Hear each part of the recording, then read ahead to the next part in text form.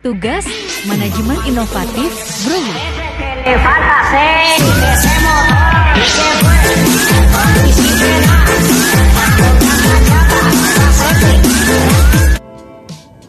Halo guys, kembali lagi bersama saya Ayu Nadila dari kelas 2L Manajemen Universitas Swadaya Gunung Gede Cirebon.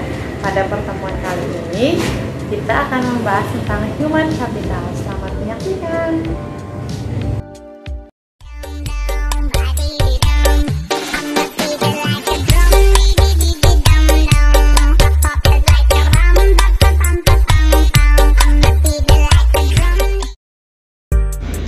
Human capital atau modal manusia sering dikemukakan oleh seorang ekonom bernama Theodore Schultz yang berpendapat bahwa peningkatan kesejahteraan pada perusahaan tidak tergantung pada tanah, peralatan, energi, sumber daya, melainkan pada kompetensi pengetahuan dari pegawainya. Kemudian, ia mendeskripsikan posisi human capital sebagai kemampuan sumber daya manusia yang diperoleh melalui investasi pada sumber daya manusia, yang mendeskripsikan bahwa human capital terdiri dari 4 hal, yaitu kemampuan, perilaku, usaha, waktu, dan semua yang dimiliki dan dikendalikan sepenuhnya oleh pegawai tersebut. Mendeskripsikan human capital sangatlah gampang, seperti karakteristik atau sifat yang dibawa pada pekerjaan, misal integrasi, energi, sikap positif, kendalaan, komitmen.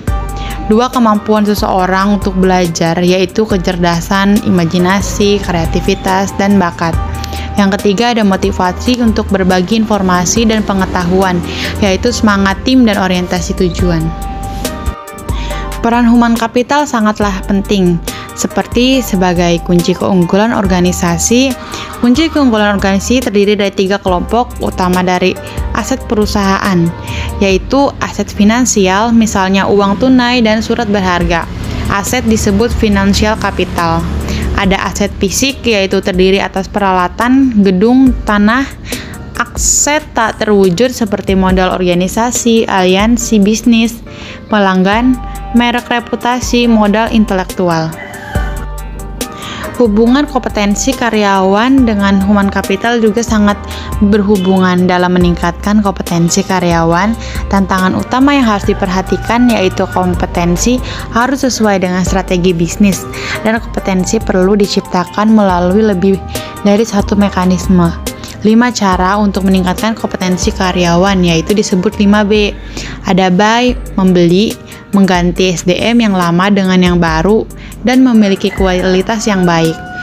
Ada build atau membangun. Membangun di sini yaitu investasi dilakukan terhadap sumber daya manusia untuk meningkatkan kualitasnya menjadi lebih baik. Ada borrow, meminjam. Penggunaan konsultan atau partner efektif memungkinkan berbagai pengetahuan dan desain kerja baru. Bunch atau melambung, yaitu perusahaan harus mengeluarkan karyawan yang bekerja di bawah standar. Serta yang terakhir yaitu bin, mengikat karyawan jangan keluar, merupakan tindakan yang kritis pada semua tingkatan. Transformasi peran divisi sumber daya manusia, yaitu model konseptual yang dikemukakan oleh Ulrich, menggambarkan bahwa transformasi divisi peran sumber daya manusia yang didasarkan pada 2 dimensi utama, yaitu dimensi operasional dan dimensi strategik. Dari 2 dimensi ini memunculkan peran sumber daya manusia sebagai strategic partner, yaitu departemen sumber daya manusia harus mampu menjadi partner bagi manajer lini dan manajemennya dalam mengeksekusi strategi dan membantu merealisasikan perencanaan. Yang kedua yaitu ada administrative expert, membantu tercapainya efisiensi administratif dan memastikan bahwa kos dapat dikurangi dan kualitas tetap terjaga secara kontinu. Yang ketiga yaitu employee champion, departemen sumber daya harus dapat menunjukkan komitmennya terhadap manajemen dan pada waktu yang sama berusaha meningkatkan kontribusi karyawan lebih besar. Yang terakhir yaitu change agent atau departemen harus dapat menjadi agen perubahan yang kontinu, membantu proses-proses dan kultur secara bersama, meningkatkan kapasitas organisasi untuk lebih baik. Terdapat juga tingkat kompetensi dalam sistem pengukuran human capital, yaitu activity level, pengukuran aktivitas rutin sumber daya manusia seperti rekrutmen, pemberhentian, promosi, dan lain-lain untuk syarat laporan internal. Yang kedua yaitu functional level untuk kolaborasi dengan unit fungsional organisasi, misal dalam pengukuran aktivitas, mengumpulkan dan menerjemahkan data, dan mengambil tindakan koleksi. Strategic level yaitu tingkatan analisis tertinggi, sehingga dapat memberikan gambaran perusahaan secara penuh, memberikan pemahaman hubungan antar sumber daya manusia, strategi, dan kinerja. Perubahan paradigma karyawan. Pandangan perusahaan yang hanya pada kos saja dalam mengelola human capital harus ditinggalkan. Artinya, investasi dalam sumber daya manusia dipandang bukan sebagai biaya saat ini, melainkan investasi aset masa depan.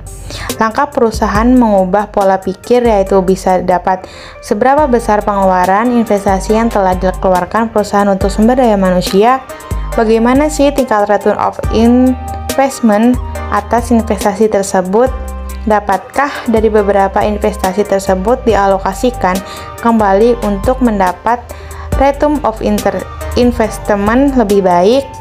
Selain itu, tantangan juga datang dari investor jika mereka membutuhkan informasi untuk membuat keputusan tentang sumber daya manusia, sehingga mereka memiliki gambaran perusahaan kompetitif dan dapat memprediksi kemampuan perusahaan dalam menciptakan nilai di masa depan.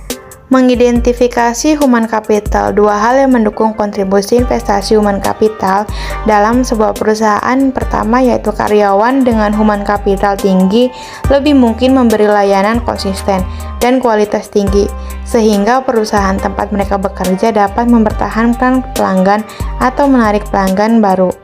Kedua, pelanggan potensial dapat menggunakan kualitas human capital dari karyawan perusahaan sebagai alat penyaring untuk memilih layanan yang mereka sediakan.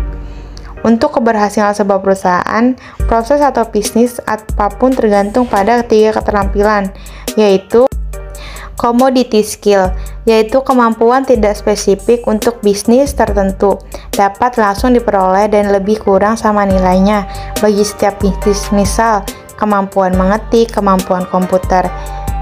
Kedua yaitu level skill, yaitu pengetahuan yang meskipun tidak spesifik untuk perusahaan industri, tetap relatif lebih berharga bagi perusahaan tertentu daripada perusahaan lain.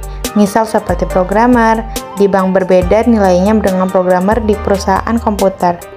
Proprietary skill yaitu pengetahuan spesifik bagi perusahaan, misal hak paten dan merek.